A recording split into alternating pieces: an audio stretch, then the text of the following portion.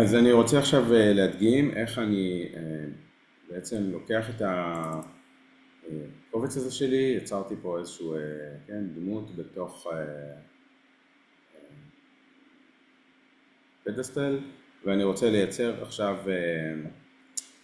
רינדור שלו, דימוי טוב יותר שלו מאשר סתם הדימוי הזה של הבסיסי של ריינו. לצורך תצוגה, לצורך לתקשר עם עוצרים, לצורך כל דבר שלי. אז כדי לתת עכשיו אני פה, אני יכול, ראינו את זה כבר, שאני יכול להציג כל דבר בריינו בתור wireframe, שזה מין רשת חוטים כזאת. אני יכול להציג את זה בתור shaded, כן, שאני רואה את זה אבל מצללות, ואני יכול להציג את זה במוד rendered, כן, שזה כאילו דימוי יותר ציורי או צילומי. עכשיו, כרגע כשאנחנו ברנדרד מוד, כל אובייקט כזה יש לו חומר מסוים, והחומר הדיפולטי הוא מין לבן, אוקיי? ויש לזה תאורה גם כללית. אז אנחנו רוצים לשלוט יותר בחומריות של כל דבר וגם בתאורה כדי לייצר דימויים טובים יותר. אז בואו נראה איך עושים את זה. אז דבר ראשון, חומריות, יש לנו פה את רשימת החומרים. יש פה כבר חומר אחד שבא עם הקובץ הזה, שהוא איזה מין חומר מוזר כזה, כן, יש לו איזו טקסטורה כזאת, ופה, זה קצת כמו דוגמיות גלזורה, כן, יש פה דוגמיות של החומר הזה, יצרתי פה איזושהי דוגמה של גבס ורוד, ואני יכול לייצר עוד חומרים, כן, יש לי פה כל מיני אפשרויות, אני אייצר גם איזשהו חומר מתכתי, נניח, כבר בדיפולט קיבלתי איזו מתכת מאוד מאוד בוהקת, אבל אני יכול לשלוט על הצבע שלה, אני רוצה אותו יותר שחור כזה, אני רוצה מתכת שחורה ומבריקה, כן? אפשר עד כמה הוא יהיה polished, אז אני אעשה אותו highly polished, כן? 100% polished, ויש פה עוד כמה, אולי דברים שאפשר לשלוט עליהם, כרגע זה מה שיש. אז, ולכל חומר כזה, כן? אם אני אבחר משהו אחר, אז יהיו לי עוד דברים וכו'. עכשיו, איך אני לוקח את החומרים האלה והופך את האובייקטים שלי, כן, את הדברים שיש לי בתוך אפשר לקרוא לזה סצנה, כן, של ריינו, בתוך המרחב הזה של ריינו, לתת להם את החומר שלהם. אז אני בוחר קודם את האיש פה, אני לוחץ על הפרופרטיז שלו, כן, העיגול הזה עם הקשתות זה הפרופרטיז, ובתוך הפרופרטיז יש איזה חומרים יש לו, איזה טקסטורות יש לו ועוד כל מיני דברים. כן? אז אני רוצה ללכת לחומרים, ואני אתן לו חומר מתוך הרשימת חומרים שכבר יצרתי, ואם אין אותם פה, אז אני יכול גם פה ליצור חומר חדש, אבל לי כבר יצרתי אותם, אז אני את הפסל רוצה לייצר מגבס ורוד כזה, כן? פלסטר ורוד. וישר זה השתנה ברנדרד מוד, כן? למה שבחרתי. עכשיו את הפדסטל שלו, אני גם רוצה לתת לו חומר, אני עושה שוב אותו דבר, פה פותח את רשימת החומרים ואני רוצה לתת את המתכת השחורה הזאת, המבריקה, ובכך כבר יש לי איזשהו דימוי יותר, כן? לא יודע להגיד, זה דימוי הכי מוצלח בעולם, אבל איזשהו דימוי של מה שקורה פה. בנוסף יש את כל הרקע, הרקע כרגע הוא סתם הרקע הלבן הדיפולטי, ואני אולי רוצה שהרקע יהיה בצבע אחר, אז בואו נראה מה אני יכול לעשות לגבי הרקע. אני הולך אז יש לי פה את הפרופרטיז, פה יש לי את השכבות השונות שאני עובד עליהן, וכאן ההגדרות של המנוע רינדור, בשפת, כאילו חלק של התוכנה שקובע איך ייראה הרנדרינג הזה. אז יש פה את הריינו רנדרר, אפשר לבחור גם רנדרים אחרים אם קניתם כאלה, אבל אנחנו לא נשתמש בזה. current viewport, בסדר, יש פה עוד כל מיני דברים, ואחד הדברים הכי פשוט זה לשנות את הצבע של הרקע.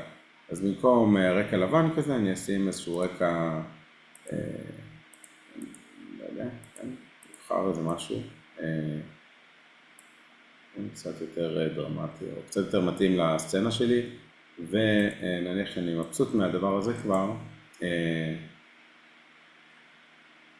כן, אני מראה את זה פה וזה לא איזה דימוי שאני שמח איתו כל כך, אבל זה כבר נראה הרבה יותר טוב מה שהיה לנו קודם, נכון? אז אני יכול להזיז אותו גם למרכז אופס, לא, זה לא מה שהתכוונתי לעשות, סליחה.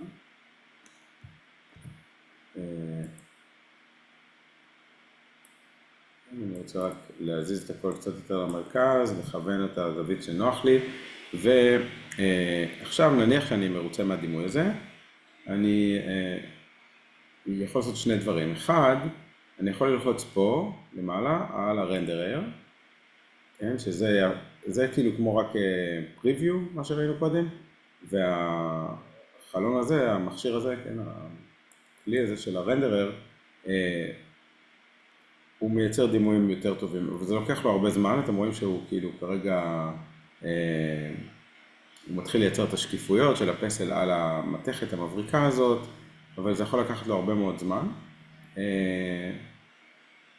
וכשאני מרוצה מזה, אני יכול לשמור את הקובץ פה.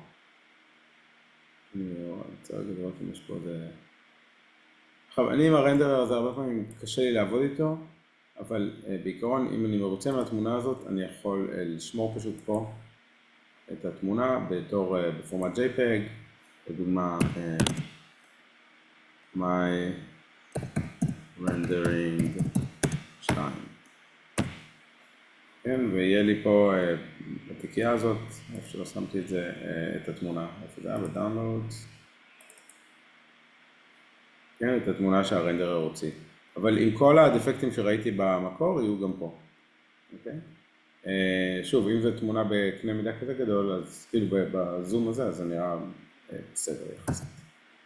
עוד אופציה יותר פשוטה, במקום לעשות רנדרינג כזה, אני יכול פשוט לשמור את התמונת מסך שלי, אבל לא בצילום מסך, אלא יש פונקציה בתוך ריינו שנקראת View Capture to File, ברגע שאני כותב V זה כבר מציע לי את זה, אני לוחץ על זה, ואז אני גם יכול להגדיר את גודל החלון, את הסקייל, אני יכול לעשות שזה יהיה יותר גדול, כן? זה הופך להיות פתאום 2000 עד 900 פיקסלים, במקום במקור 1:1 זה היה 1500 על 718. אני יכול לבחור איזה view אני רוצה, כן? כאילו עד כמה אני רוצה גדול את התמונה הזאת, או את ה-ratio שלה, לבחור באיזה מקום זה יישב במסך וכולי.